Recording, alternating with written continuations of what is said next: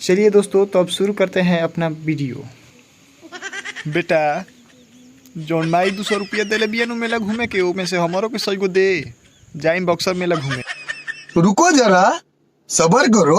ना दे पैसा, साला माल घूमे आवती है मेला, चरखा पे बैठे कहती है हम कहाँ से घुमाई। तोर माल के ठिका ले ले बनी, चुपचाप हमर 100 रुपया दे दे, ना तो मार के मुंह फोड़ दे।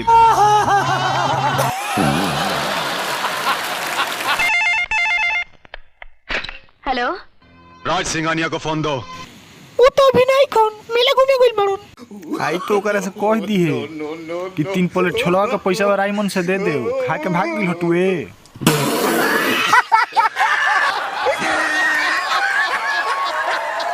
राज भैया का हरे उनु एक आदमी फोन कर ले रहुए, तेरे को हम बताओ तनी। हम जला भैया एक आदमी फोन कर ले रहुए, कहता न कि तू 3 प्लेट छोला खा के भागल बाड़ा, वो पैसा मांगत रहुए। ना दे पैसा।